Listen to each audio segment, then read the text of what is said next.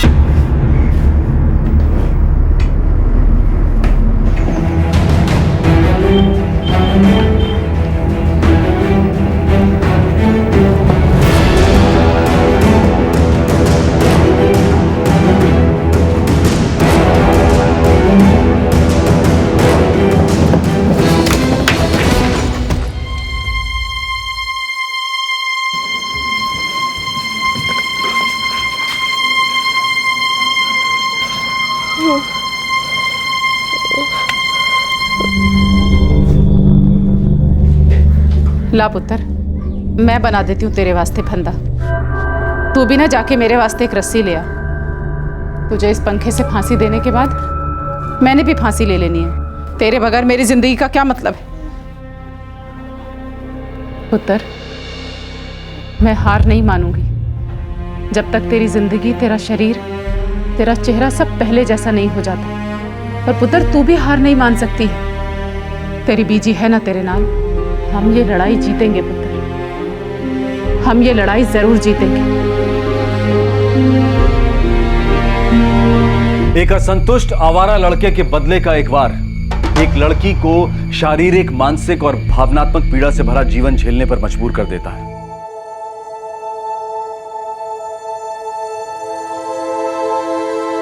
ज्यामिति गणित में सबसे मौलिक और महत्वपूर्ण है। पाइथागोरस की प्रमेय जो स्थापित करती है कि एक समकोण त्रिभुज में विकर्ण 100 का वर्ग अन्य दो भुजाओं अ और ब के वर्ग के योग के बराबर होता है। सतगुर होए दयालता,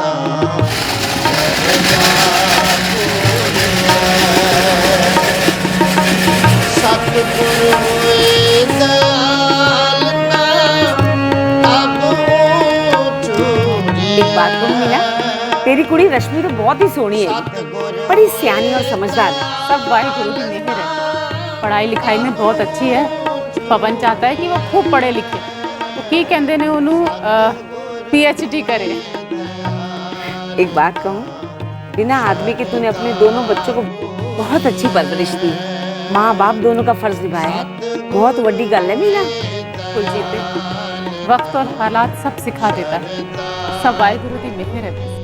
यदि प्रकाश की किरणें किसी बिंदु से परावर्तित होकर या अपवर्तित होकर किसी एक बिंदु पर मिलती हैं इसका मतलब है वह बिंदु पहले बिंदु का प्रतिबिंब है। यदि ये प्रकाश की किरणें वास्तविक रूप से इस बिंदु पर अपसरित हो रही हैं, इसका मतलब है कि यह बिंदु पहले बिंदु का वास्तविक प्रतिबिंब है।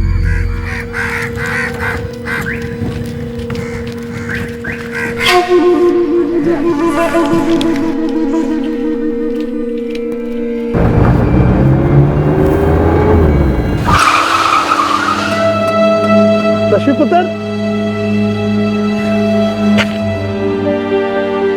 सत श्री अकाल ताई जी। सत श्री अकाल पुत्र, सत श्री अकाल। तेरी पढ़ाई कैसी चल रही है? चंगी। पुत्र ये रख ले। रहने दो ताई जी, बच्ची थोड़ी हो अब। तेरे बच्चे भी हो जाएंगे ना तो भी तू मेरे लिए बच्ची ही रहेगी। मैं तेरे बाप का दोस्त ही नहीं हूँ, तेरे लिए बाप वर्गा ही हूँ। ले रख ले, बड़ों को मना नहीं करते। किताबें ले लेना। चंगा ताई जी। खुश रह।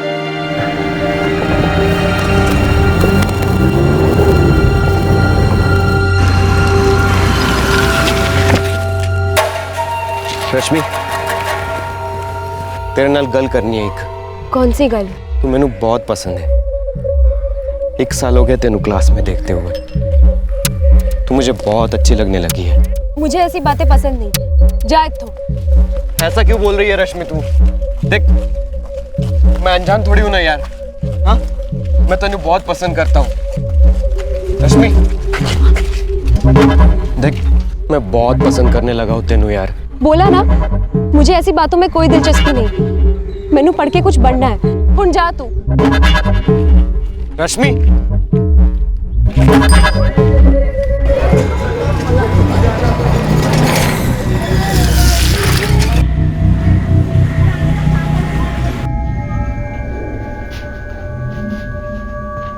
अले चा, ये लीजिए।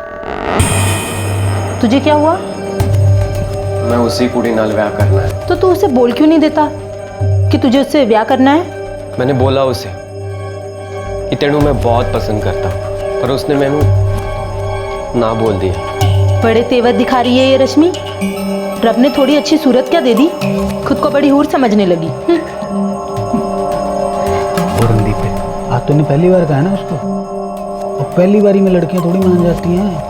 टाइम लगता है काका जी, और ये इश्क की राह बड़ी मुश्किल होती है। तू चाह पी, मान जाएगी। प्रतिरक्षा तंत्र इस मायने में बेजोड़ है कि वो विजातीय प्रतिजनों को पहचानता है।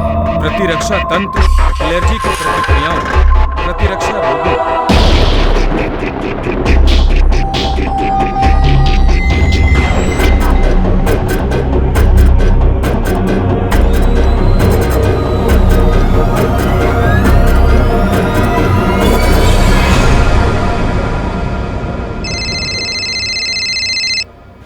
हेलो रश्मि, रणदीप बोल रहा हूँ। तुझे मेरा नंबर कहाँ से मिला? जिनका दिल सच्चा और प्यार पक्का होता है ना, उन्हें सब पता चल जाता है। बोला ना परेशान करना बंद कर। आइंदा फोन मत करना मुझे। हेलो हेलो रश्मि,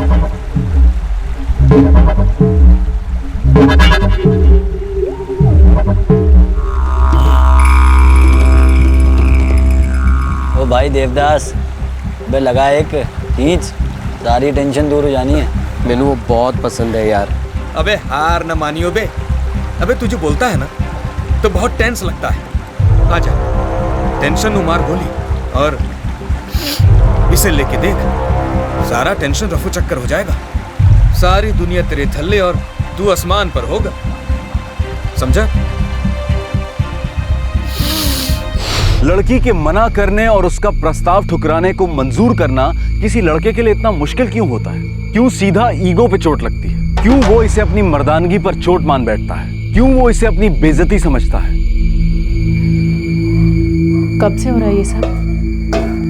पिछले महीने तो बीजी। रोजाना मेरा स्कूल से पीछा करता है। पता नहीं उसे मेरा नंबर कहाँ से मिल गया। हुण तो फोन पे भी परेशान करने लग गया। तो तू स्कूल बदल डाल। गुरुद्वारे के पास जो स्कूल है मैं वहाँ ऐसे कैसे बदल दूं बीजी? 12वीं क्लास है, चंगा स्कूल है, चंगे टीचर्स हैं और एग्जाम्स भी सर पे है। महीना भी नहीं बचा। और उसने कॉलेज में भी परेशान किया तो?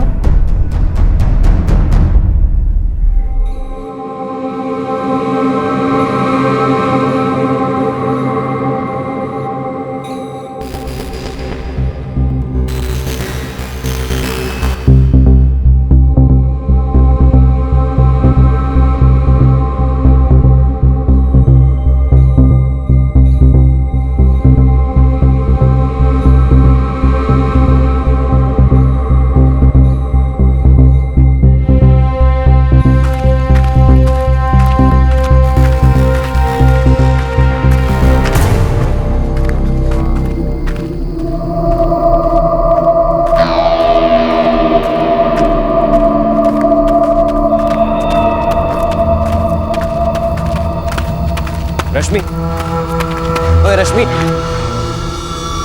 क्या बुराई है मुझ में? मेरा प्यार मंजूर क्यों नहीं कर रही है तू? रणदीप, मैं तेनू कितनी बारी क्या ना मुझे ये सब बातों में दिलचस्पी है, ना ही मुझे इन सब फालतू चक्रों में पड़ना है। मुझे लाइफ में अभी कुछ हासिल करना है। पर मेरी लाइफ तो तुम हो रश्मि, और मैं तेनू हासिल करना है बस। शादी कर लेना मेरे से। रणदीप, मुझे ये सब पसंद नहीं। हट मेरे रास्ते से। रश्मि, रश्मि!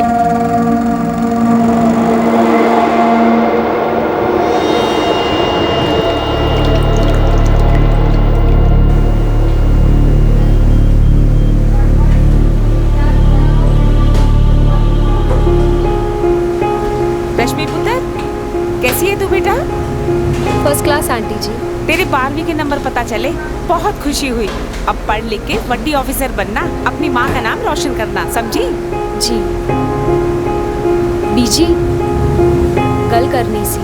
हाँ पुत्र, आप जरा संभाल लेना। की गले पुत्र? ये कैसे होगा पुत्र? करस्पॉन्डेंस बीजी, पत्रचार से। और इसके लिए मुझे कॉलेज जाने की भी जरूरत नहीं। मैं घर पर ही रहकर पढ़ाई भी कर सकती हूँ और एग्जाम्स भी दे सकती हूँ। और पता है बीजी, मैंने ना एक स्कूल में हिंदी टीचर की पार्ट टाइम जॉब मिल गई है। थोड़ी कमाई भी हो जानी है। तू पढ़ाई और काम दोनों संभाल लेगी ना पुत्र? हाँ जी बीजी, ऐसा करके आपकी भी थोड़ी हेल्प हो जानी है।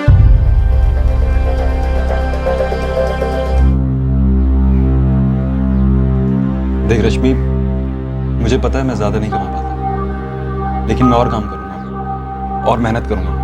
दिल्ली बड़ा शहर है, कोई अच्छा काम तो मिल ही जाएगा मेरे को। हुण तू दस, अगर तू चंडीगढ़ विच पढ़ना चाहती है तो? ना वीर जी, मैं बीजी को अकेला नहीं छोड़ सकती, और यहाँ रहकर मैं जो कर रही हूँ वो बेस्ट है, और आगे भी चंगा ही होगा। मुझे भी तो थोड़ी जिम्मेदारी उठानी है।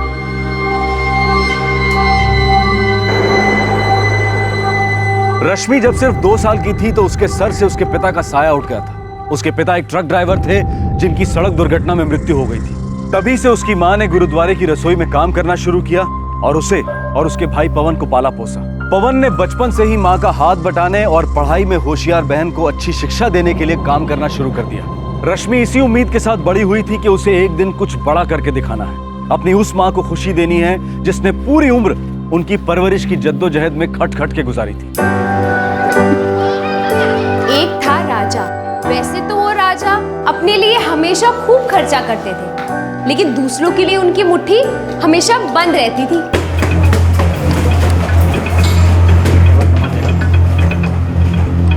हाँ दे दी थी। सर जी, मैडम जी, बाहर एक बड़ा बदतमीज लड़का खड़ा है, स्टाफ से झगड़ रहा है, पीछे ही पड़ गया है, बोलते हैं रश्मि मैडम से मिले बगैर यहाँ से हिलूंगा नहीं, प्लीज। अरे भाई आप समझते क्यों नहीं हो? नहीं जा सकते आप अंदर। तुम हो कौन मुझे रोकने वाले?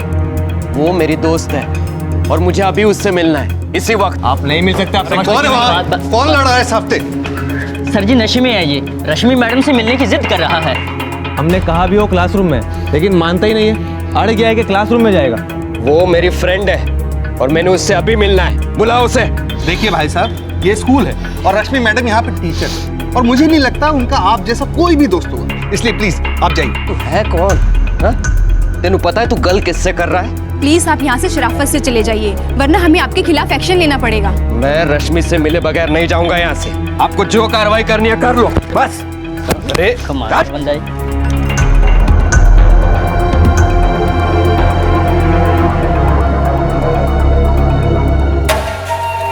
यार देख, मैं कब से तड़प रहा हूँ तेनू देखने के वास्ते। तेरे बिना जी नहीं सकता यार मैं। तू समझती क्यों नहीं? मैं स्कूल में थी तब से इसने मेरा जीना हराम कर रखा है। हर रोज परेशान करता है। कितनी बारी कह चुकी हूँ कि मुझसे दूर रहे, पर ये समझता ही नहीं। परेशान तो तूने करके रखा है, एक सच्चे प्यार करने वाले को। देख यार, मैं तेरे से बहुत प्यार करता हूँ। देखिए भाई साहब, आपको समझ में नहीं आया रश्मि मैडम ने क्या कहा। चलिए अब आप जाइए। देख, तू ना बीच में पड़, दो प्यार करने वालों की। चल यार चल। देख, मैंने कहा ना, मैं रश्मि से मिले बगैर नहीं जाऊंगा यहाँ से। देख, तेरे से भी तमीज से बात की है, भली भली इसी में कि तू अच्छे से निकल जाए यहाँ से, समझा? और दोबारा नजर मत आना, चल चल जाए यहाँ से। वो पागल है, उसे समझ में नहीं आ रहा है कि वो अपना कितना बड़ा नुकसान कर रही है। अरे इसे बहुत देखे। चल यहाँ से, चल चल, चल, चल। बहुत आए थे ऐसे, चलो।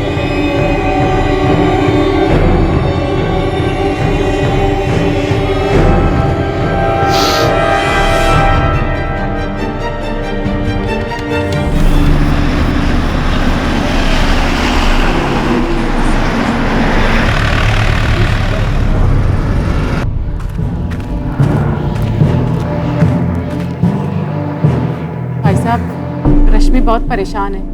वो मुंडा हर जगह जाके उसे तंग करता है।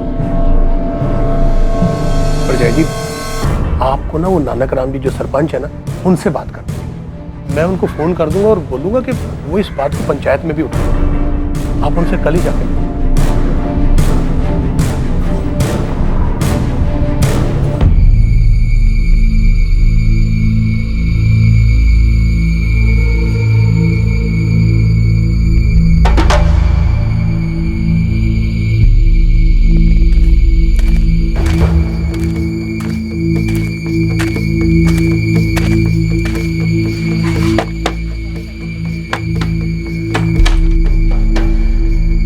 जी। सत श्री अकाल जी। सत श्री अकाल। जी, मैं गोहाना गांव का रहने वाला हूँ। मेरे माँ बाप वहीं रहते हैं। मैं आजकल अपनी दीदी और जीजा जी के साथ यहाँ पाथरा गांव में रहता हूँ। पुत्र, तूने अब तक ना अपना नाम बताया ना काम। क्या बात करनी है? मैं आपकी कुड़ी नू जानता हूँ। हम दोनों एक ही स्कूल में पढ़ते थे। मैं उसके नाल ब्याह करना चाहता हूँ। क्या नाम है तेरा? जी, रणदीप सिंह। अच्छा, तो अब तेरी इतनी हिम्मत हो गई कि मेरे घर आकर मुझसे ही मेरी बेटी का हाथ मांग रहा है। माताजी, आप गलत ना समझो। देखिए, मेरी इल्तिजा है आपसे। मैं अच्छी इच्छा से यहाँ आया हूँ। मैं रश्मि से बहुत प्यार करता हूँ और उसके नाल ब्याह करना चाहता हूँ। तू यहाँ से जाता है या नहीं? आप ना गलत समझ रहे हो। मैं चंगा बंदा हूँ जी। तू जाता है या मैं पुलिस को बुलाऊं? इतना गुस्सा मत करो माताजी। मैं तो आपकी बेटी की भलाई चाहता हूँ। माताजी, आप मेरी बात समझने की कोशिश कीजिए। माताजी,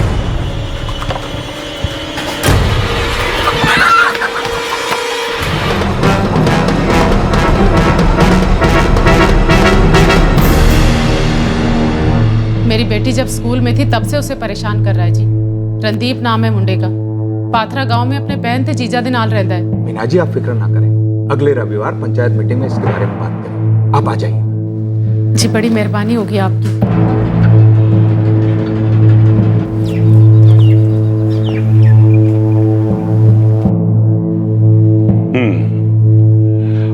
देखो जी, मेरी तो एक सलाह है। मुंडे को चेतावनी देकर छोड़ दो। मेरे ख्याल से पुलिस के पास जाना भी अच्छा नहीं होगा। एक तरह से इनकी बात ठीक है। वह अगर मुंडे को यहीं धमकी देकर मामला सलटाया जा सकता है तो पुलिस के पास जाने की जरूरत ही नहीं। ठीक है, मैं मुंडे से बात करता हूँ। ये लीजिए, मेरे पास नंबर है।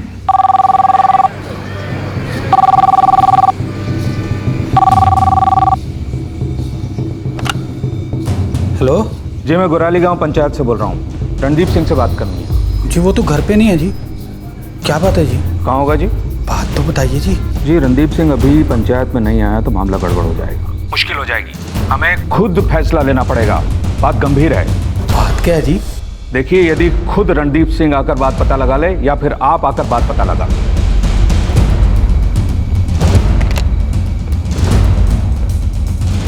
क्या हुआ जी? दुराली गांव की पंचायत ने बुलाया।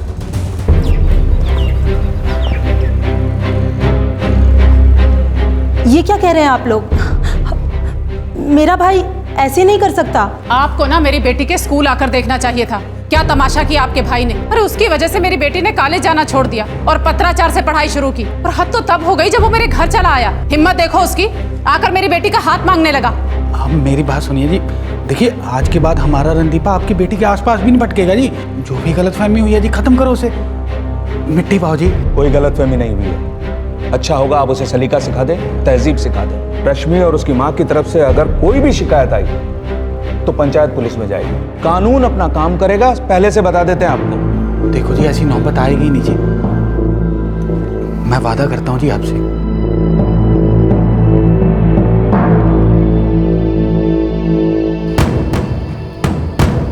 देख रणदीप, और जेड़ी लड़की तेरे को पसंद नहीं करती उसके पीछे पड़ के फायदा क्या? और तू सुन रहा है कि नहीं मैं क्या बोल रहा हूँ तेरे को?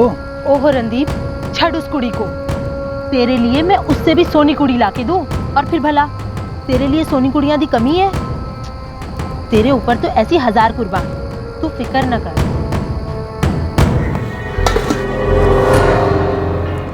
बीजी सही किया आपने, जो पंचायत को इसमें शामिल कर दिया। अब देखना वो मुंडा और उसका परिवार दूर ही रहेगा मुझसे। मजनू, भूल जाओ उसे। तेरे बस की बात नहीं है वो कुड़ी, भूल जा बेटा।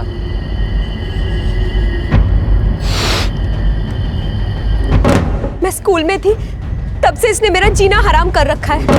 हर रोज परेशान करता है। कितनी बारी कह चुकी हूँ कि मुझसे दूर रहे, पर ये समझता ही नहीं। चलो बच्चों, आज एक कविता सीखते हैं। झब्बर झब्बर बालों वाले, झब्बर झब्बर बालों वाले, गुब्बारे से गालों वाले, गुब्बारे से गालों वाले, लगे दौड़ने आसमान में।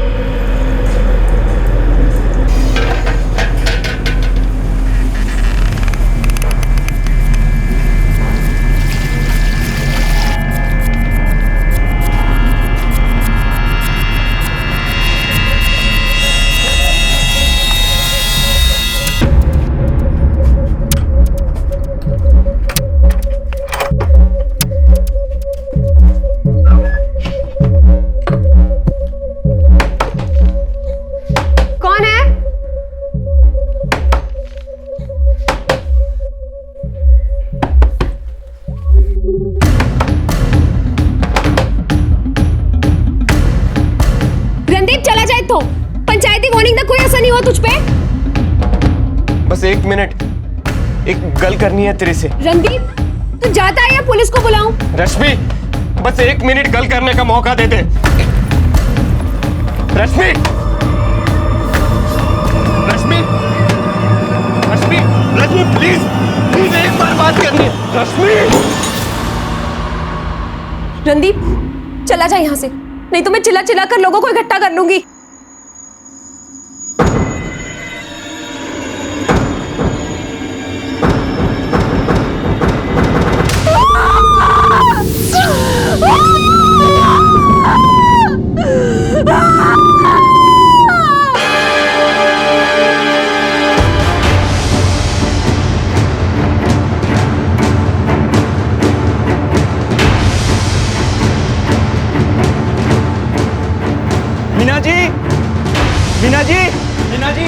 मीना जी, की होया पुत्र? जल्दी चलो, अपनी रश्मि के चोट लग गई। हाय रब्बा।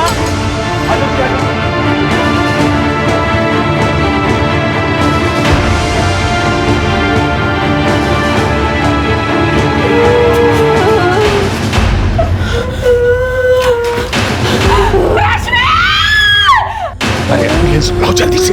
अभी नानकराम जी। हमारे बच्चे को थोड़ा जल्दी कीजिए भाई जी।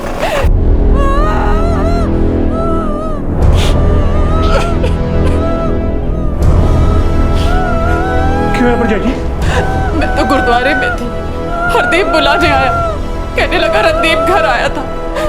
उसने रश्मि के मुंह पे कुछ ऐसा फेंक दिया कि उसका सारा चेहरा जल गया।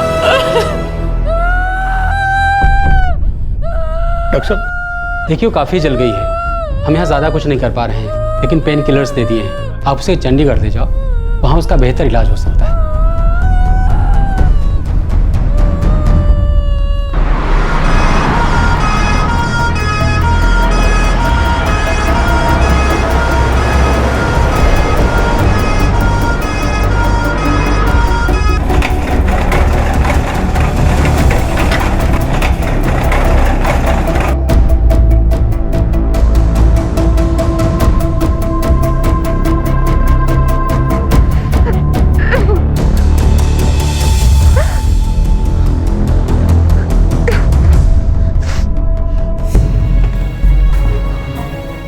बहुत बुरी हालत है। डॉक्टर साहब ऐसा न कहो। डॉक्टर साहब, हमारी बच्ची ठीक तो हो जाएगी ना? अभी ये कहना मुश्किल है। देखिए, हमें जल्द से जल्द स्किन ग्राफ्टिंग करनी पड़ेगी और कई सर्जरीज भी करनी पड़ेगी। डॉक्टर साहब, जो कुछ भी करना पड़े करो, लेकिन हमारी बच्ची को ठीक कर दो। बड़ी समझदार और होशियार बिटिया है वो हमारी। हमें पुलिस को भी खबर करनी होगी।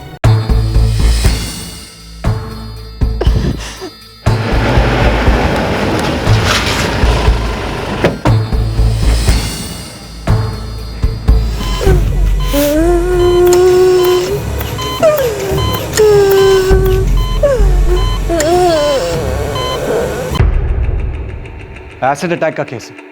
वो लोग बता रहे थे कि पड़ोसी गांव के किसी लड़के ने किया है। कैसी हालत है लड़की? बहुत बुरी, 48% बर्न्स है, आंखों की रोशनी चली गई है, एक कान भी गया है, गले का सारा मांस पिघलकर सीने की तरफ फैल गया है, हाथ भी थोड़े बहुत जल गया है। हमने स्किन ग्राफ्टिंग शुरू कर दी है। We are trying our best.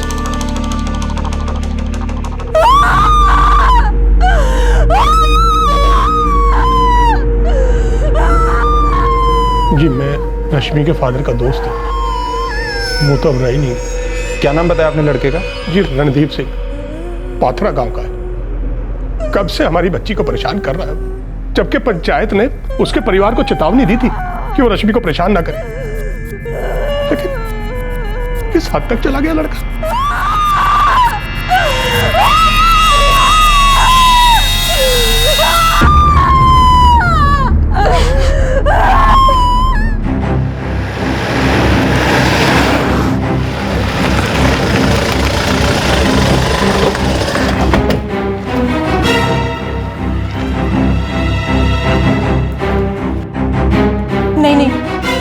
मेरा भरा ऐसे नहीं कर सकता। है कहाँ अभी रणदीप सिंह? रणदीप तो जी गुहाने गांव गया जी अपने माँ बाप के पास। मुझे लगता है जी आपको कोई गलत फहमी हुई है। हमने रणदीप को कहा था जी रश्मि से दूर रहने के लिए, और वो मान भी गया था। वादा किया था जी उसने हमसे। हाँ, वो लोग मेरे भाई को फंसाने की कोशिश कर रहे हैं। देखते हैं।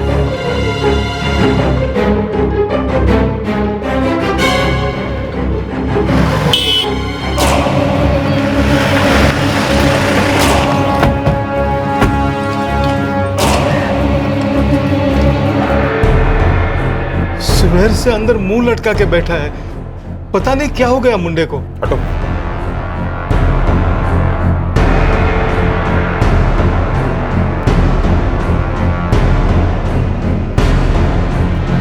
नशे में लड़का, ले चलो।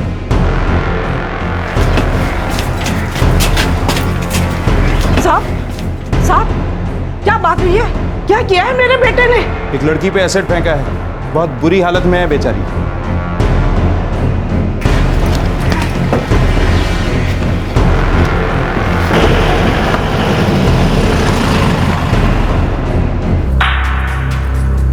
स्किन ग्राफ्टिंग से ही हम सारे जले हुए घावों को लेवल कर पाएंगे। मेरी बेटी ठीक तो हो जाएगी ना?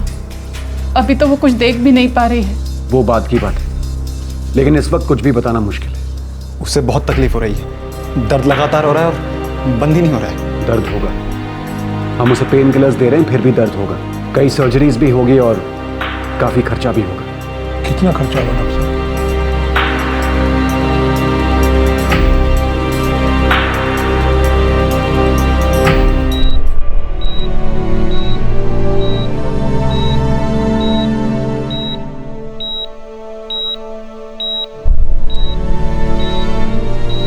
रश्मि, रश्मि, ये बोल क्यों नहीं रही? जी, थोड़ा वक्त लगेगा, थोड़ा वक्त लगेगा बस।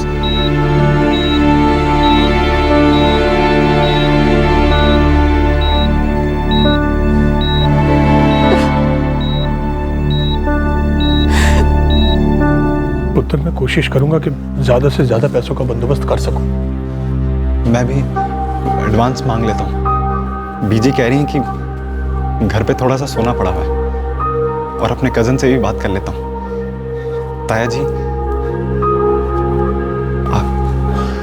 आप देखिए क्या हो सकता है। जो कुछ हमारे बस में है हम जरूर करेंगे, तो चिंता ना करें, हम कोई कसर नहीं छोड़ेंगे पुत्र।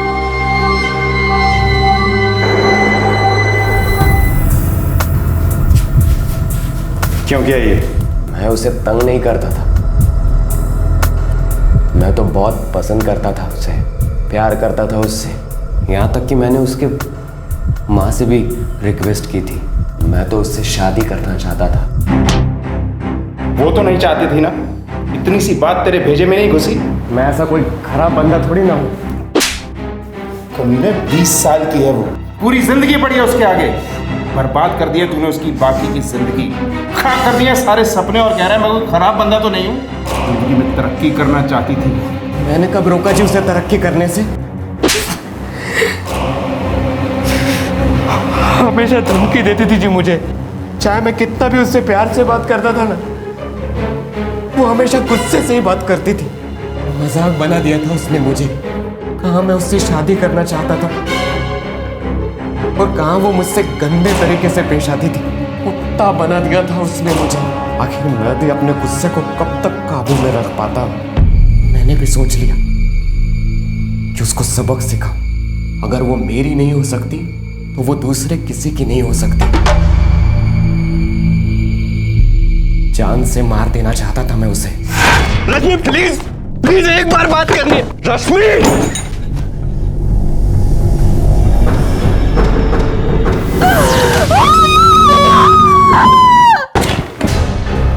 सर, रश्मि अभी भी बात करने की हालत में नहीं है।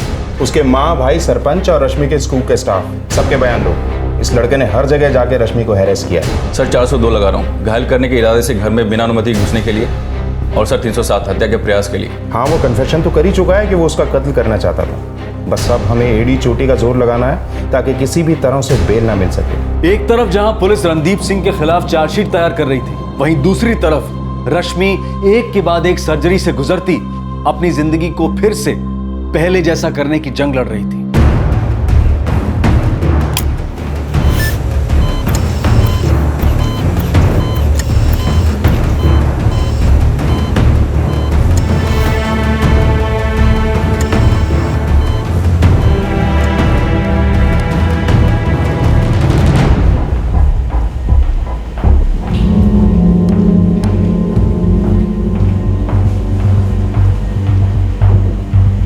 पुत्र, एक सर्जरी हो गई है, दूसरी अभी होनी बाकी है। हाँ हाँ, पैसे की जरूरत पड़ेगी, जरा छेती भेज दे। हाँ पुत्र, हाँ।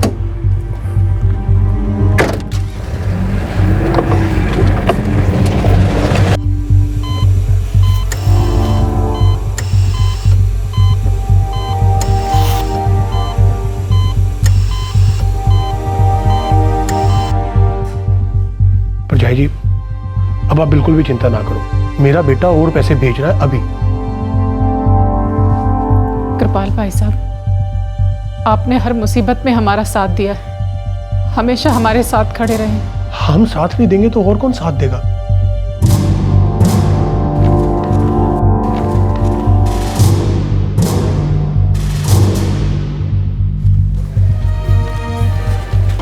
कोर्ट में फाइल कर दो। Okay sir.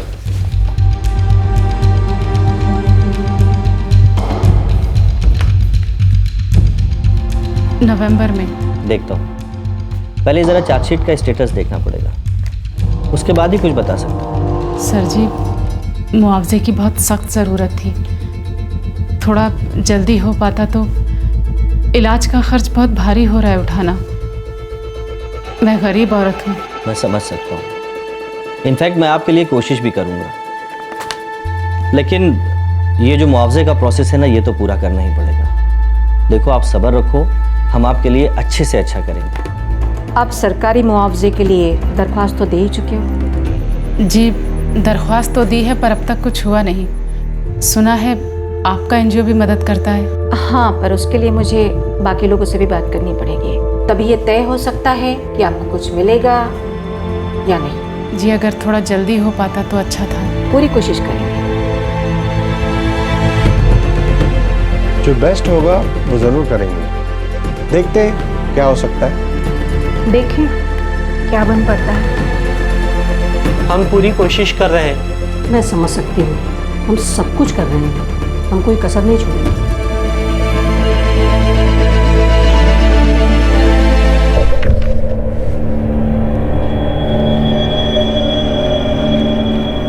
तगड़ा कैसे जी आपका? बंदा अंदर ही समझो आप। मेरी बेटी बहुत तकलीफ झेल रही है, एक के बाद एक ऑपरेशन। देखो बहन जी, अब आपको टेंशन लेने की कोई जरूरत नहीं, और पहली सुनवाई में ही बंदा अंदर होगा। बाप लोगों के हालात को मैं अच्छी तरह से समझता हूँ, सरकारी मुआवजे के लिए भी तो लड़ रहे हैं आप लोग। अब जी, फीस की बात क्या करनी है, आप एक काम कीजिए, 15,000 रुपये आप अभी जमा कर दीजिए, फिर बाकी जब फैसला आ जाएगा तो सेटल कर लेंगे।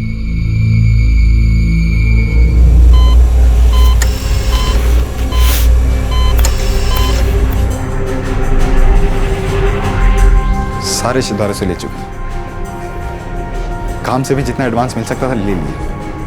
अब गहने बीजी सारे तो बिक चुके हैं। मुआवजे का भी कुछ अता पता नहीं है, कब मिलेगा, कितना मिलेगा।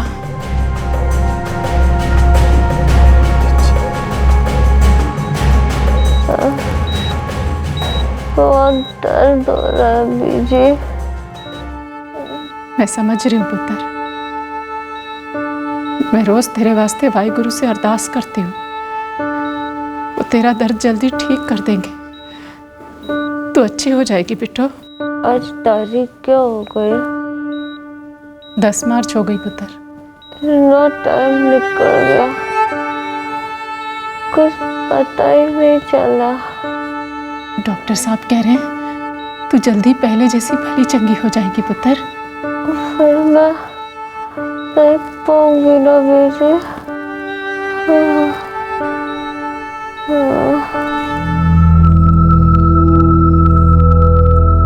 देखिए, हम तो अपना बेस्ट ट्राई कर रहे हैं। 4 महीने हो गए डॉक्टर साहब, बच्चे अब भी बहुत तकलीफ में है, वो देख भी नहीं पा रही है और उसकी हालत तो पहले से भी। देखिए मीना जी, मैंने आप लोगों को शुरू में ही कहा था कि ये बहुत मुश्किल केस है। अब झटके से हम कोई जादू तो नहीं कर सकते ना, फिर भी हम लगे हुए हैं, लेकिन कितना सुधार हो पाएगा ये कह पाना मुमकिन नहीं है। डॉक्टर साहब, हम लोग इलाज का खर्चा भी नहीं उठा पा रहे हैं। मैं समझ सकता हूँ, ऐसी सर्जरीज में अक्सर ज्यादा खर्चा होता है और आगे जाकर तो और भी खर्चा होगा।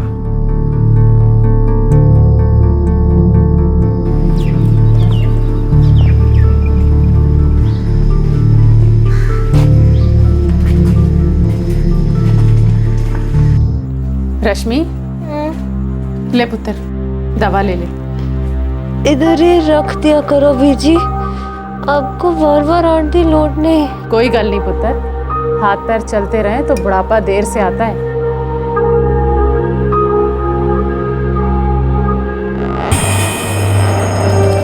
मुझे अब बिल्कुल अच्छा नहीं लग रहा है। हम तेरी जमानत की कोशिश में लगे हैं रणदीप, कोई कसर नहीं छोड़ेंगे। जो हो गया सो तो हो गया। उन लोगों से बात करो और बोलो कि केस वापस ले ले। हाँ रणदीप, करेंगे बाद में, अभी जरा जल्दी है इसके लिए।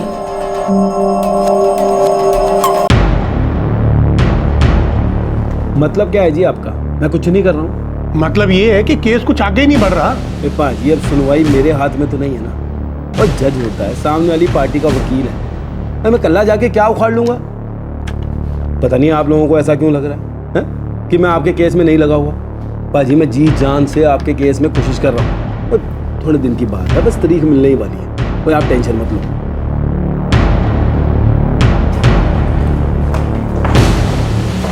आप मेरी बात नहीं समझ रही हैं। सारे हॉस्पिटल्स में ऐसा केस हैंडल करने की सारी सुविधाएं नहीं होती हैं। बात पैसों की नहीं है, बात है पेशेंट की रिकवरी की, उसके ट्रीटमेंट की, उसके सुधार की। वो क्या सारी उम्र ऐसे ही रहेगी? थोड़ा महंगा है, लेकिन मैं कहूँगा आप मोहाली के फोर्टिस हॉस्पिटल में जाइए। वहाँ प्लास्टिक एंड रिकंस्ट्रक्टिव सर्जरी का एक अलग डिपार्टमेंट है। मेरा मतलब बहुत अच्छी सुविधाएं हैं वहाँ।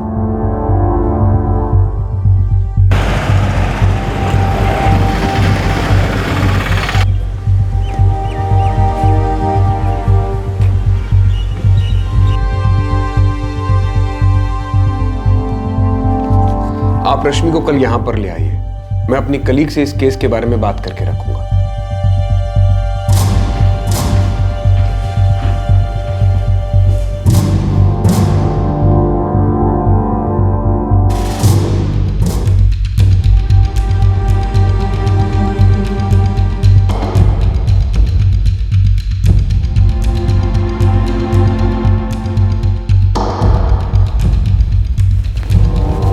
इम्पॉसिबल कुछ भी नहीं होता है। वो ठीक तो हो जाएगी ना, एकदम पहले जैसी? देखिए, बहुत सारी स्किन लेवलिंग का काम तो कर दिया गया है, हम इससे आगे का काम करेंगे, जितना हो सकेगा करेंगे, हार नहीं मानेंगे।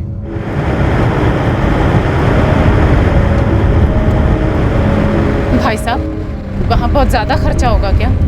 हाँ पर जी खर्चा तो बहुत होगा, लेकिन बहुत बड़ा हॉस्पिटल है और वहाँ के डॉक्टर से मेरी बात हुई है। उसने कहा है कि बहुत कुछ कर सकते हैं। वाहिगुरु जी कोई ना कोई रास्ता जरूर निकाल देंगे।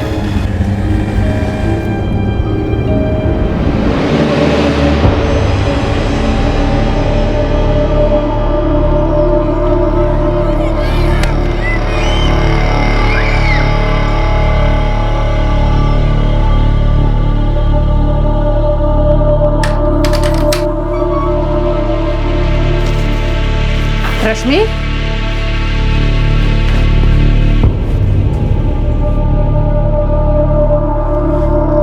क्या कर रही है ऐसे बैठ के? मुझे नहीं जीना बीजी, नहीं जीना मुझे।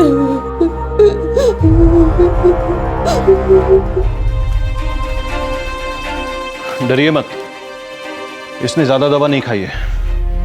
1-2 दिन में दवा अपने आप निकल आएगी। पर एक बात का ध्यान रखिएगा, ऐसा दोबारा ना हो। रश्मि, हम पूरी कोशिश कर रहे हैं पुत्र के तेरे को एकदम पहले जैसा कर दे, जैसी तू थी। थोड़ा मुश्किल है, इसलिए थोड़ा टाइम लगेगा पुत्र, लेकिन हम लोग हिम्मत नहीं हारेंगे। और पुत्र तू भी हिम्मत मत हार। तुझे जो तकलीफ है, जो दुख है, हम भी महसूस करते हैं पुत्र, लेकिन मेरे को पता है मेरी बेटी बहुत बहादुर है। पुत्र थोड़ा और हौसला लेके वाहिगुरु जी सब भला करेंगे। देख, तेरी माँ ने कोई कमी नहीं छोड़ी है, कोई कसर नहीं छोड़ी। बस तू हिम्मत ना हार, हौसला रख, धीरज रख पुत्र।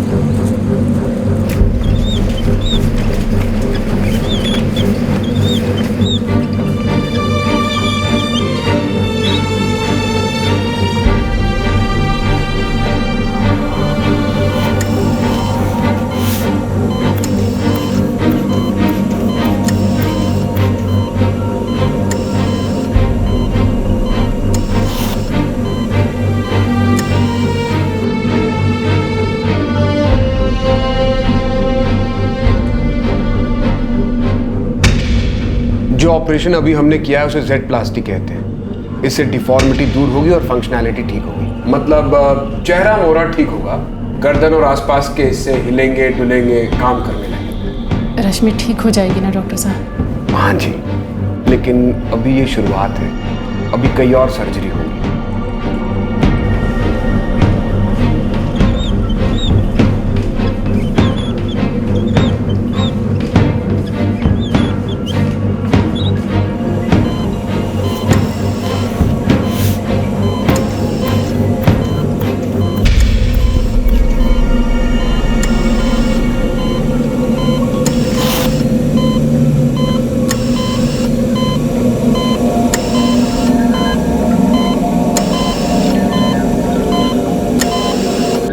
सर्जरीज का सफर धीमा, दर्दनाक और तकलीफदेह था।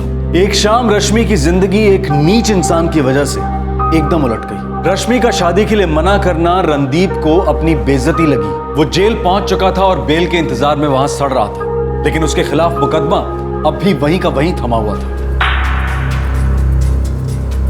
6 महीने हो गए मेरी बच्ची को तकलीफ झेलते। बहुत सोहनी कुड़ी थी मेरी, पीएचडी करने का बहुत मन था उसका। मैं आपकी बच्ची की तकलीफ को अच्छी तरह से समझ सकता हूँ ना। पहले तो आप कहते थे कि हमारा केस बहुत तगड़ा। देखो भाई साहब, आप मेरी बात को समझ नहीं रहे। अब कोर्ट की डेट लेना, सुनवाई करना मेरे हाथ में तो नहीं है। तो फिर क्या है आपके हाथ में? उस मुंडे के हाथ में तेजाब था, फेंक कर मेरी बच्ची का चेहरा बिगाड़ दिया, और उसको सजा दिलवाने वास्ते कानून के हाथ में कुछ नहीं है। कानून कुछ नहीं बिगाड़ सकता उसका। अगर आपको लगता है कि मैं कुछ नहीं कर रहा, तो प्लीज आप अपना ये केस वापस ले लीजिए मुझसे। भाई कोर्ट कचहरी का मामला है, थोड़ा टाइम लगता है। अब लंबा टाइम लग रहा है तो हम क्या कर सकते हैं, बताइए आप।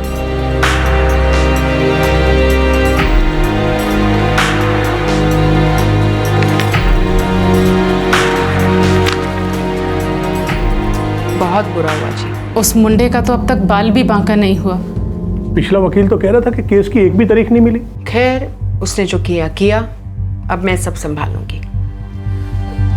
आपसे एक बात करनी थी जी। जी? हम आपकी फीस केस खत्म होने के बाद दे सकते हैं क्या? जी, मैं आपकी हालत समझ रही हूँ। अब बस मुझे अभी 6,000 दे दे, बाकी का मामला सुलटने के बाद दे देना। मैं जल्दी केस निपटवाती हूँ।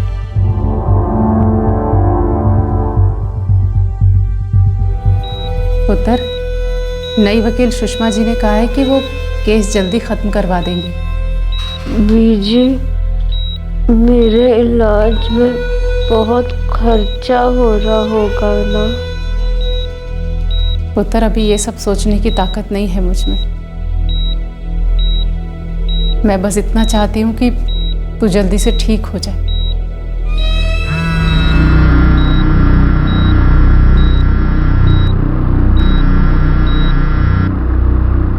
मीना जी, देखिए, ईमानदारी से बताऊं तो ये केस तो अदालत में सालों तक चलता रहेगा। तो क्या उसको कोई सजा नहीं होगी? देखिए जी, सजा तो वो वैसे भी भुगत ही रहा है ना।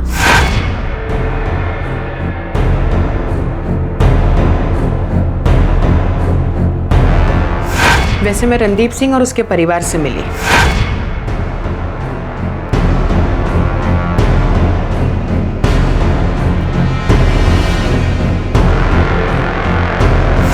देखिए, एक हल है पूरे मामले का, और मेरे हिसाब से तो वो सबसे बेस्ट भी है। क्या क्या बेस्ट है जी? रणदीप अपने किए पे शर्मिंदा है, बहुत अफसोस है उसे। उसका परिवार भी ये समझ रहा है कि उसने रश्मि के साथ कितना बुरा किया है। वो इसके लिए 5 लाख देने को तैयार है, और रणदीप रश्मि से शादी करने के लिए भी तैयार है। क्या? मैं समझ सकती हूँ कि आपको थोड़ा अजीब लग रहा होगा, पर आप क्यों नहीं समझती कि अदालत के चक्कर काटते काटते आप थक जाओगे, बहुत खर्चा भी होगा। मेरे हिसाब से तो आपको समझौता कर लेना चाहिए। आप केस वापस ले लो, वैसे भी ये पैसा रश्मि के इलाज में ही तो काम आएगा, और फिर शादी करने में क्या बुराई है? सोचो इस बारे में।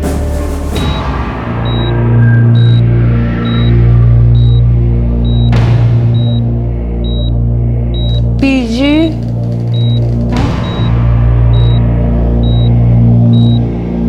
आपके बेस्ट तरीके के लिए शुक्रिया।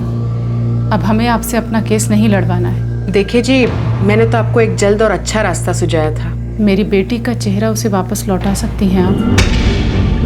मैं बस इतना चाहती हूँ, रणदीप ने जो मेरी बेटी के साथ किया उसके लिए उसे सजा मिले, वो मैं उसे दिलवा कर रहूँगी। अब आप 1 महीने बाद आना, हम फिर चेकअप करेंगे और अगले स्टेप की शुरुआत करेंगे।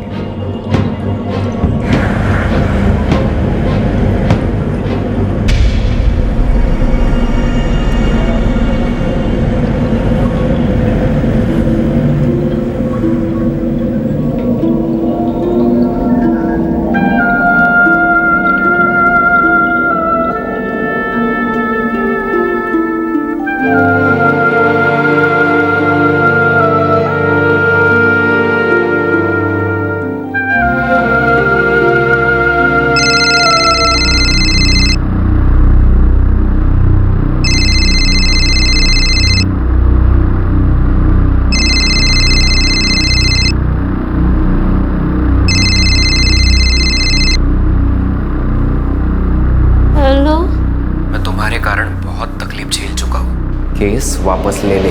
तुम तो जेल में थे ना? ऐसा मत सोचना कि मैं बाहर आ ही नहीं पाऊंगा। जल्दी ही बेल मिल जाएगी और मैं बाहर, और फिर आके देखता हूँ तुझे। या तो केस वापस ले ले या देखना फिर मेरा गुस्सा। हेलो हेलो रश्मि,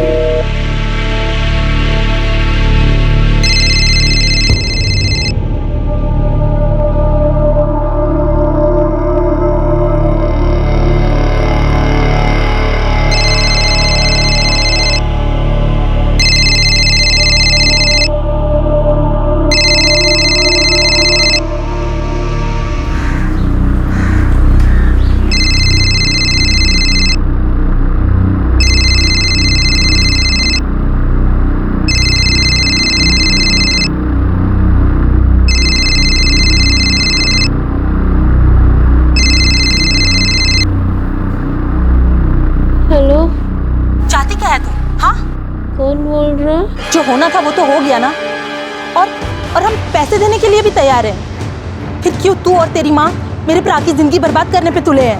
बर्बाद तो उसने की है मेरी जिंदगी। तू अपना केस वापस ले ले, वरना मेरा भरा बाहर आके तेरी जिंदगी और भी बर्बाद कर देगा। और क्या बाकी रह गया है तबाह करने को? मैं किसी को देख नहीं सकती। चेहरा इतना भद्दा हो गया है कि हमेशा ढक के रखना पड़ता है। तुम्हारे भाई को जो करना था उसने कर लिया, अब उसे सड़ना होगा। सारी जिंदगी तकलीफ झेलेगा वो।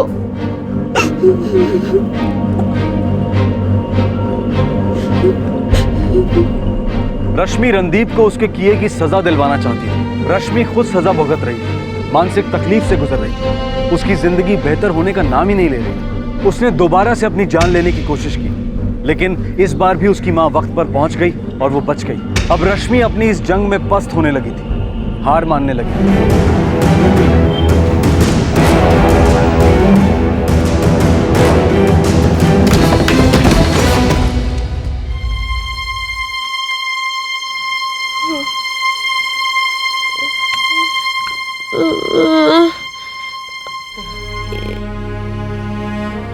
पुत्र, मैं हार नहीं मानूंगी जब तक तेरी जिंदगी, तेरा शरीर, तेरा चेहरा सब पहले जैसा नहीं हो जाता।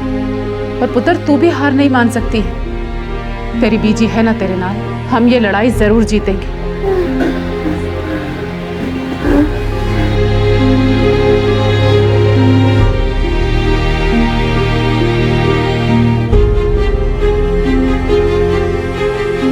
रश्मि,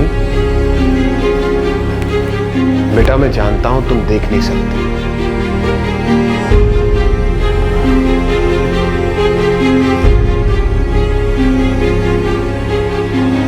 एक बात बताओ, तुम सबसे खूबसूरत हो, बहुत बहादुर हो तुम, कभी भी हार मानने की सोचना भी मत। मैं वादा करता हूं मैं तुम्हें पहले जैसा ही सुंदर बना दूंगा। सच्ची बेटा, यकीन करो मेरा।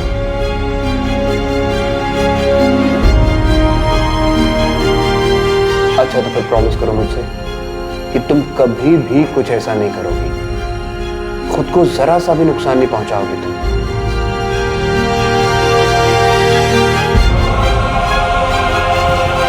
हम 15 दिन में लेजर सर्जरी शुरू करेंगे।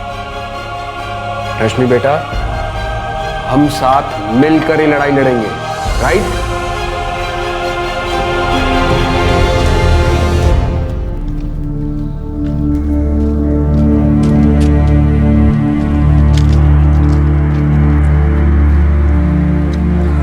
कृपाल जी। ओए करतार तू? ओ हाँ जी ਤੁਹਾਡਾ करतार। सत श्री अकाल जी, सत श्री अकाल। सत श्री अकाल भरा, सत श्री अकाल। और कब आया तू? उन्हें आया जी 3 दिन पहला, और हर साल आता हूँ जी, खेती बाड़ी देखने आना ही पड़ता है। उत्थे अमेरिका में सब ठीक ठाक है? बहुत बढ़िया जी, वाहिगुरु की कृपा है। लेकिन वो रश्मि के बारे में सुना था जी, ये Rashmi if I am not wrong वही है ना अपने जयपाल दी कुड़ी, जयपाल जो हमारे गांव में रहता था पहले। हाँ करतार, वही है। बहुत बड़ी जंग लड़ रही है बेचारी जिंदगी से, बहुत ही होशियार बच्ची है। हाँ कृपाल जी, मैंने सब सुना है। वाहिगुरु की कृपा से अमेरिका रह के जो भी कुछ मैंने हासिल किया है, मेरा बड़ा मन है जी अगर इस परिवार की कुछ रुपए से, पैसे से अगर मदद कर सकूं। और मैंने ये भी सुना है जी उन्हें केस लड़ने में बहुत दिक्कत आ रही है। हाँ करतार, बेचारों को दिक्कत तो बहुत आ रही है। मेरा एक दोस्त है जी, he is an advocate, Arvind Gujral. अगर आप कहो तो मैं उससे बात करूं? प्लीज करो, बहुत मदद हो जाएगी। वो कोई मदद नहीं जी, मैं आज ही बात करता हूँ अरविंद गुजराल से, और उसकी फीस की सारी जिम्मेदारी मेरी है। बहुत मेहरबानी करता। ओ नहीं जी नहीं, कोई गल नहीं।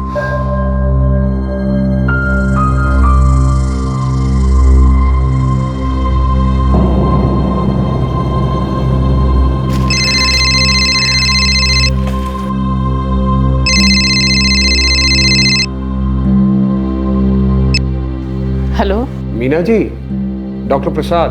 नमस्ते डॉक्टर साहब। नमस्ते। आज 1.5 महीना हो गया आप रश्मि को लेकर नहीं आई, क्या बात है? सब ठीक तो है ना?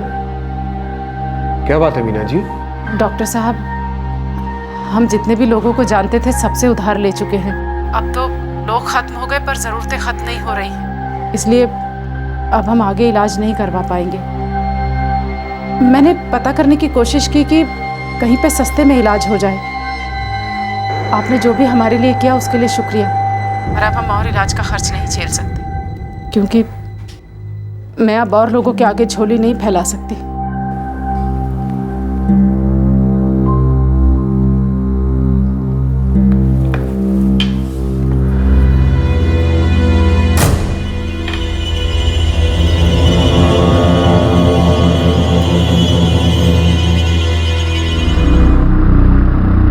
अपने एनजीओ के जरिए मैं 2 एसिड अटैक विक्टिम पर 2 PIL यानी जनहित याचिकाएं पहले ही जमा करा चुका हूं और रश्मि कौर का ये केस तीसरा है।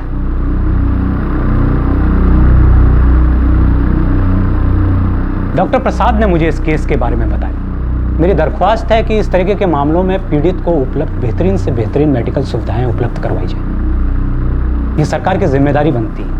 इस जुर्म के शिकार ताउम्र आर्थिक, शारीरिक और मानसिक रूप से परेशानियों का सामना करते हैं। ये पीड़ित जवान है, इसके सामने एक सुनहरा भविष्य खड़ा था, जिसे इन बीमार मानसिकता के असामाजिक तत्वों ने अपनी काली करतूतों से झुलसा दिया। ज्यादातर शिकार अच्छी चिकित्सा की उम्मीद में सड़ते रहते हैं, क्योंकि इनके इलाज बहुत महंगे होते हैं। मुआवजे के नाम पर मिले चंद सिक्के भी इनकी और इनके परिवारों की तकलीफों को कम करने के लिए नाकाफी है। सरकार पहले से तकलीफ में पड़े इन लोगों की तकलीफों को और न बढ़ाए और जल्द से जल्द बेहतर से बेहतर उम्मीद के मुताबिक इनकी मदद करने का अपना फर्ज निभाए। रश्मि कौर। आपका इलाज किस डॉक्टर की देखरेख में चल रहा है? डॉक्टर चैतन्य प्रसाद।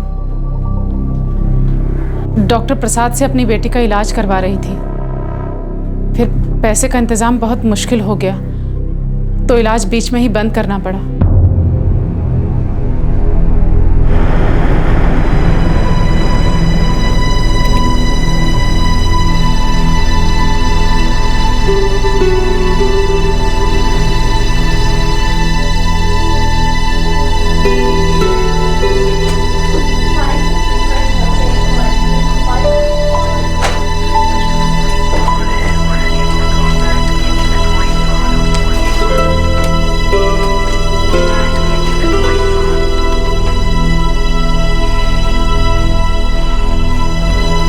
आपकी बात सुनने के बाद अदालत ने मुझे बुलाया। फोर्टिस हॉस्पिटल ने फैसला किया है कि अब से रश्मि के इलाज का सारा खर्च फोर्टिस फाउंडेशन उठाएगी।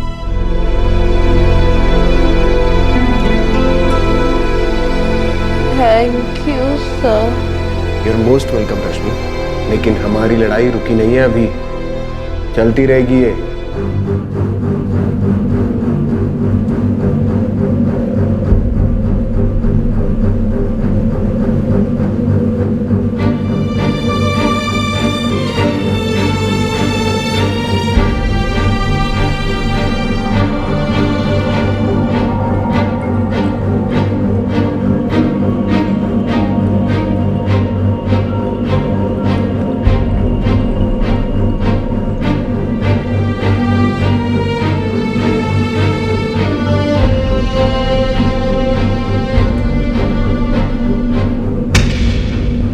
ये दिख रहा है?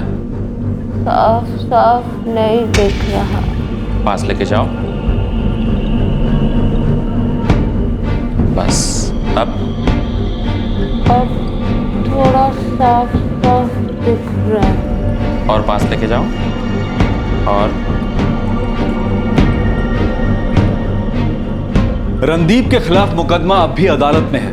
उसे जमानत नहीं मिली है और वो अब भी सलाखों के पीछे है। अदालत में सुनवाई के साथ साथ रश्मि का इलाज और काउंसलिंग भी हो रही है। चेन्नई में रश्मि की आंखों के चल रहे इलाज और उनके रहने और आने जाने का खर्चा भी फोर्टिस फाउंडेशन उठा रही है। दुर्भाग्यवश रश्मि की आंख का ऑपरेशन असफल रहा। रश्मि के इस केस के साथ फोर्टिस फाउंडेशन ने यह भी तय किया है कि वो एसिड अटैक के ऐसे सभी पीड़ितों का मुफ्त इलाज करेंगे जिनके परिवार इसका खर्चा उठाने के काबिल नहीं है। बदकिस्मती से पंजाब में एक और एसिड अटैक हुआ। उसकी शिकार का इलाज फोर्टिस हॉस्पिटल में मुफ्त किया जा रहा है। हाल ही में ऐसे अपराध की सजा बढ़ाकर 10 साल कर दी गई है। अब ये सजा काफी है या नहीं, ये एक अलग सवाल है। असल सवाल ये है कि इस खतरनाक एसिड की बिक्री पर क्यों अब तक कोई निगरानी या नियंत्रण नहीं है? क्यों इस तरह के एसिड को बिना अधिकार रखने और बेचने को पोजेशन ऑफ एक्सप्लोजिव एक्ट के तहत नहीं लाया जाता, जिसमें पहले से ही आजीवन कारावास की सजा मुकर्रर है? गर्म तेल का एक छींटा भी अगर हमें छू जाए तो हम दर्द से चीख उठते हैं। जरा कल्पना कीजिए ऐसे हमले के शिकार व्यक्ति की शारीरिक, भावनात्मक और दिमागी तकलीफ का, जिसे उन्हें लगातार सहते जाना लंबे वक्त तक। ताऊं इस सब के बावजूद इस हैवानियत को हमेशा हमेशा के लिए कुचल डालने के लिए सख्त रवैया पैदा करने में हम अब तक नाकामयाब रहे हैं। ऐसी ट्रेजेडी, ऐसी दुर्घटना, ऐसी हैवानियत कि हमारा खून खौल उठता है। हम अपराधी को सख्त से सख्त सजा देना चाहते हैं, लेकिन क्या ऐसा गुस्सा हमें इस तरह की दुर्घटनाओं के लिए कोई इलाज सोचने में मदद करता है? एक ऐसा इलाज जिससे ये दुर्घटनाएं दोबारा ना हो। हम गिरते हैं, संभलते हैं, डूबते हैं, उभरते हैं और चलना सीख जाते हैं, तैरना सीख जाते हैं। क्या सचमुच ऐसा है? आपसे फिर मुलाकात होगी क्राइम पेट्रोल 10 तक में एक और नए केस के साथ। तब तक अपना ख्याल रखें, सुरक्षित रहें और याद रखें, हमें ऊपर वाले ने इंसान बनाकर भेजा है, हैवान नहीं। इस तरह के और भी एपिसोड देखने के लिए हमारे चैनल को सब्सक्राइब करें और बेल आइकन दबाना ना भूलें।